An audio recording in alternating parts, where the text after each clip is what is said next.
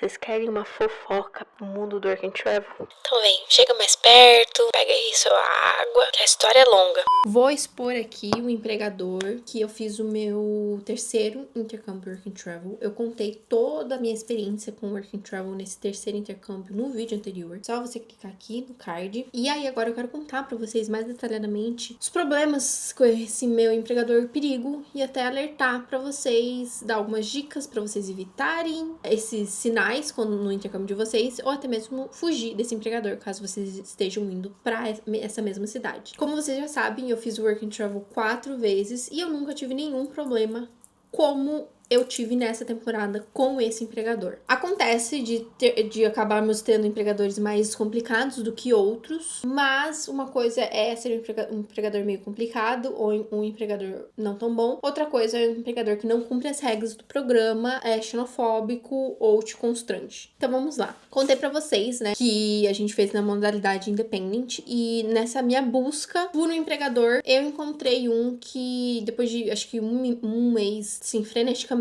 procurando, teve um que eu recebi uma resposta positiva e que agendou uma entrevista comigo e com o meu namorado. A gente fez a entrevista, foi assim, ok pela entrevista, a gente conversou tudo mais, ela analisou nosso inglês, ela viu que o meu namorado não tinha um inglês bom e mesmo assim ela quis nos contratar como vendedores. E aí ela falou pra ele, olha, se não der muito certo como vendedor, a gente muda sua position, talvez pra estoque, enfim, alguma outra coisa. A gente falou, perfeito. Chegamos nos Estados Unidos dia 5 de dezembro. Tudo isso ocorreu no meu terceiro intercâmbio, que foi em Jackson Hole, no estado de Wyoming. Eu não pretendo citar o nome da loja, que era uma loja que vendia chapéus, que era metade da loja pra frente era chapéus, que era da filha da dona, e da metade pro fundo eles vendiam artefatos feitos com uma pedra chamada ônix e vendiam coisas feitas de chifres de veado, essas coisas. Os produtos eram caros. E aí eu trabalhava pra dona, então da metade pra loja pro final. A loja era toda assim acumulada, bem desorganizada. O Felipe trabalhou literalmente acho que 3 horas num dia e sei lá quantas horas no dia seguinte. E aí ele tirou dias off e ela demitiu ele através de mim no dia off dele.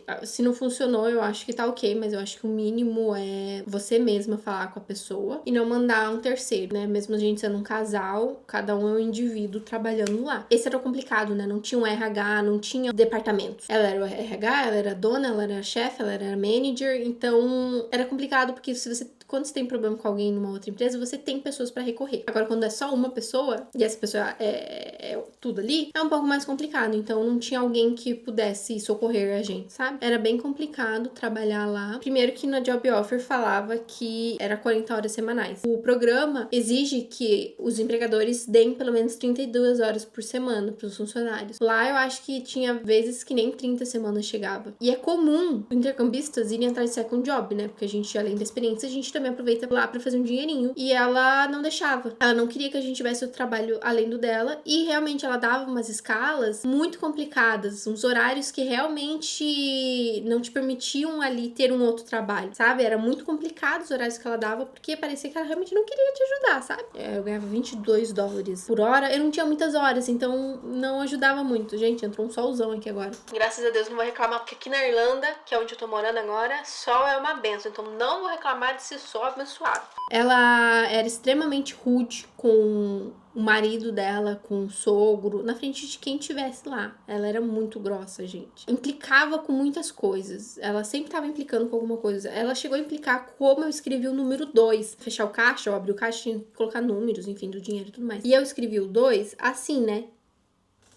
Normal. Ela implicou, tinha que ser o 2 assim, sabe? Coisas desse tipo. O meu inglês, eu já fui sabendo inglês, era meu terceiro intercâmbio. O inglês nunca foi um problema. E com ela, meu inglês começou a travar porque ela simplesmente começou a criticar as minhas palavras, como eu falava as coisas. E isso começou a me travar demais. Eu tava até achando meio xenofóbica com os comentários, ou ela ri de alguma palavra que eu falava com o meu sotaque, porque eu não sou americana, caso ela não saiba. Eu sou brasileira e eu tenho sotaque com orgulho. Então, tipo assim, meu sotaque não impede de entender o que eu estou falando. Nunca impediu ninguém de entender. Ela mesma entendia. Mas por algum motivo ela achava graça. Vai saber, né? E eram coisas que eu não achava legal. E tivemos problemas com roupa. Ela não gostava de como eu vestia pra ir trabalhar, que era legging, moletom, porque era frio e eram as roupas que eu me sentia confortável. Depois que ela reclamou, eu comecei a usar outros estilos de roupas mais sociais. Mas esse foi um dos motivos que ela colocou lá como motivo de demissão.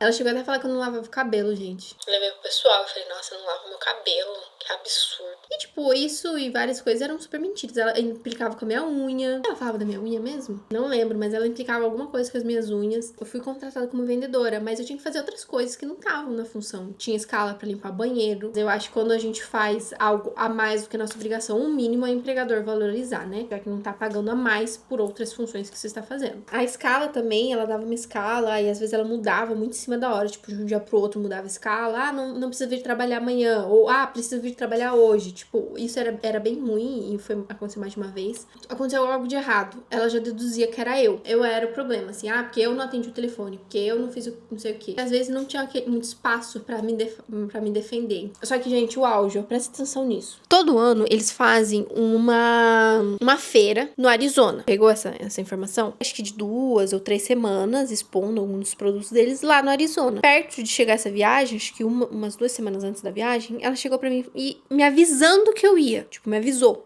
que eu ia. Ela vendeu como, vai ser muito incrível, porque vai ser pago a sua hospedagem e não sei o que lá. Mas, primeiro, eu nem sabia nem o que eu ia fazer. Segundo, já não tava numa relação legal. Eu tava num ambiente completamente tóxico. Sério, eu tava adoecendo naquela empresa. Eu ficava ansiosa só de pensar em ir pra lá. Tava mexendo muito com o meu emocional. E aí, ter que viajar com ela, o marido, ficar lá com eles. A hospedagem era com eles. E trabalhar, sei lá como, sei lá com o quê, ganhando o mesmo. E fora que isso é proibido dentro das regras do programa. Viajar com os donos pra trabalhar fora do estado, completamente fora da minha job offer. E quando eu fui falar pra ela que eu não queria, ela simplesmente olhou pra minha cara e falou: isso faz parte do trabalho. Ou seja, você não tem opção, você está indo. E ainda deu um sorrisinho. E eu cheguei a falar com o sponsor cagou, porque assim, o sponsor, gente, aí é a dica que eu quero dar pra vocês. Independente de ser esse empregador ou qualquer outro empregador, saiba as regras do programa, seus direitos e deveres. Se o empregador está abusando, você comenta pro sponsor. Tenta umas 2 vezes, 3 no máximo. O sponsor geralmente fica do lado do empregador. Eles não estão resolvendo, você fala com o governo acima. Tem uma parte do governo que eles estão responsáveis pelo sponsor. Fala com eles, ou ameacem o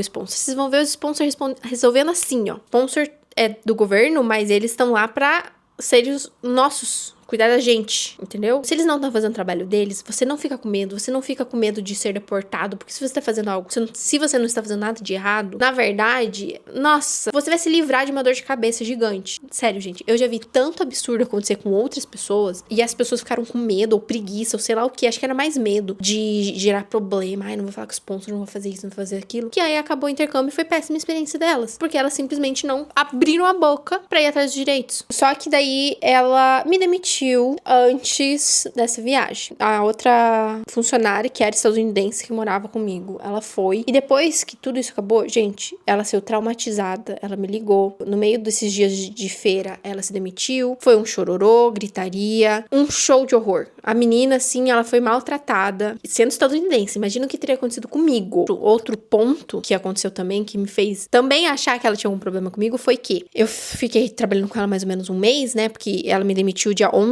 de janeiro, por e-mail, no meu dia off também. E geralmente quando você pede demissão, né, você tem que cumprir um notice, que é tipo uma semaninha ali, acho que é uma semana, que você dá tempo pro empregador e pra você de acertar, organizar a vida ali, trocar de trabalho, a pessoa achar outra pessoa. Meio que o sponsor obriga a gente a cumprir o notice e tudo mais, fazer tudo dentro da regra. Mas o empregador, eles não forçam. Ela simplesmente falou assim: você está demitida, meu dia off. Ela podia ter feito um dia antes, né? Você está demitida, não precisa vir mais pro trabalho e você tem 3 dias pra sair da casa. E aí ela falou os motivos dela no e-mail, que eu vou dar uma pincelada pra vocês. Quando eu recebi esse e-mail, eu tava indo pra uma entrevista de trabalho, porque eu já tava procurando outro trabalho também, porque lá tava me adoecendo, tava me fazendo muito mal. E aí, por um lado, eu fiquei super aliviada, tipo, parece que saiu um peso das minhas costas, mas pro outro eu fiquei preocupada, porque eu não tinha trabalho, né? Eu não tinha nem casa também. O meu namorado, ele tinha sido demitido, né? Que nem eu falei, no dia seguinte, começou a trabalhar, olha que ridículo. Mas ele tava numa empresa que dava housing, então ele tava tranquilo quanto a isso. Então, por isso que eu digo, é você por você, gente. O sponsor tá lá pra te ajudar. Se ele não vai te ajudar, você ainda tem que fazer por você mesmo. Nesse um mês que eu fiquei trabalhando com ela, teve um dia, acho que finalzinho de dezembro, que foi o dia mais frio da temporada até então. Tava menos 25, menos 28 negativo. E naquele dia eu cheguei, esperei, fiz tudo. Quando ela chegou na loja, ela pediu pra eu varrer a parte de fora da loja, na frente, e limpar os vidros. Isso nunca tinha sido pedido antes, nunca precisou. Não estava tipo assim, meu Deus, aconteceu alguma coisa lá e tem que limpar porque realmente não dá pros clientes entrarem. Não,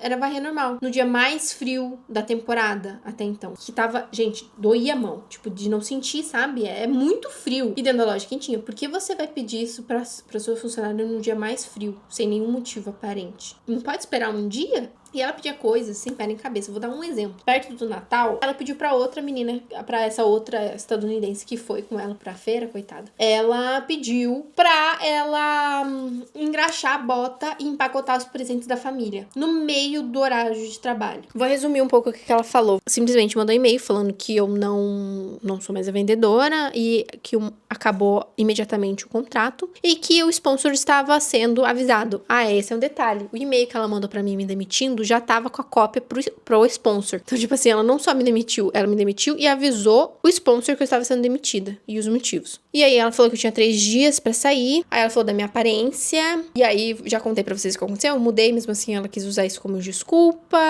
Aí ela veio falar sobre o meu Social Security. Social Security é tipo um CPF, né? Ela, em momento nenhum, pediu meu Social. Um pouco antes de eu ser demitida, eu fui levar meu Social. Eu fui perguntar pra ela, tá? Você não quer meu número do Social e tal? E aí ela falou, eu trouxe isso no e-mail. Eu nunca falei que eu tinha o Social, porque eu deveria ter entregue o Social, não sei o quê. E tipo assim, gente, ela falou assim, eu achava que você não tinha tirado ainda. Só que, gente, ela já sabia que era a minha 3ª vez trabalhando nos Estados Unidos. Como que eu nunca tirei o Social? Ela que não fez questão. Me contaram, né, essa outra menina que trabalhava com eles, me contou que ela descobriu que eles sonegavam impostos. Não sei até onde isso é verdade ou não, mas parece que ela entrou com um processo e tinha outras pessoas, funcionários antigos, indo atrás do pagamento, que eles saíram da empresa e a empresa nunca pagou. E isso aconteceu comigo também. Depois que eu fui embora, eu voltei pro Brasil, ela simplesmente não pagou as minhas últimas semanas. E aí eu fiquei o ano inteiro atrás dela por e-mail, nada aconteceu, e eu só consegui meu pagamento depois que eu voltei pra Jackson e fui pessoalmente cobrar. E ela fez o cheque e me pagou. Nitidamente, fora de regras e completamente legal. Eu respondi pra ela, só falei ok. E aí eu fui atrás de um jeito de outro emprego. Consegui o contínuo, que era aquele hotel que eu trouxe no último relato. Eles me forneceram o housing também. E daí meu intercâmbio mudou. 1000 maravilhas. Aproveitei muito o intercâmbio depois disso. Foi muito bom. Consegui ainda fazer uma boa grana mesmo, perdendo um mês aí praticamente. Mas aí depois eu reportei tudo pro sponsor. O sponsor, achei eles bem fracos. Hoje em dia eu teria ido muito mais atrás dos meus direitos e feito muito mais com toda essa situação. No final do e-mail eu falei, olha, ou vocês resolvem isso, porque ela também não queria dar o W2, que é pra fazer a declaração. Ela tava se enrolando com isso também. E aí eu falei, ou vocês resolvem tudo isso, ou eu vou atrás do governo. E aí eles, gente, vocês veem a mudança. Mas enfim, eu expliquei tudo, basicamente tudo isso que eu expliquei pra vocês, eu falei no e-mail. Depois que quebrou, né, eu perdi o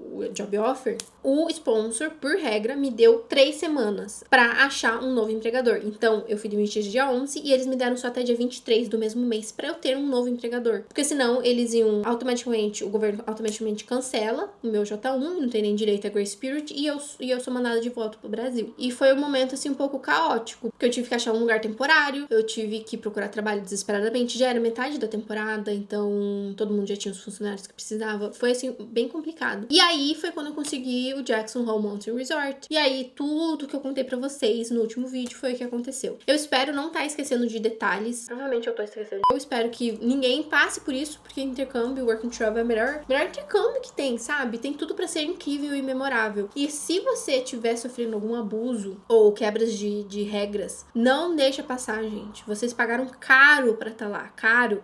Não, você não precisa pagar. Você já pagou em dinheiro, você não precisa pagar com a sua saúde mental. Espero que vocês tenham gostado dessa fofoquinha do mundo Work and Travel nessa minha temporada. Deixa eu curtir que ajuda demais. Comenta o que você achou dessa empresa. O que você faria no meu lugar. E compartilha com o máximo de pessoas que você sabe que tá fazendo Work and Travel, ou que você sabe que tá indo pra essa cidade, ou quem sabe que tá indo pra esse empregador. Se vocês tiverem qualquer dúvida sobre Work and Travel, pode me mandar uma mensagem. Quem tá entrando nesse mundo ou acabou de fechar com a agência, enfim, tá indo pela primeira vez, quer saber mais, quer saber tudo que tem direito, quer chegar com o pé direito, fazer esse intercâmbio sabendo de tudo que você precisa antes, durante e pós-intercâmbio, eu tenho um e-book lá no meu perfil, @LeticiaShipansky. Então, é só vocês entrarem lá e acessarem. Eu tenho certeza que vai ajudar demais. E até o próximo vídeo.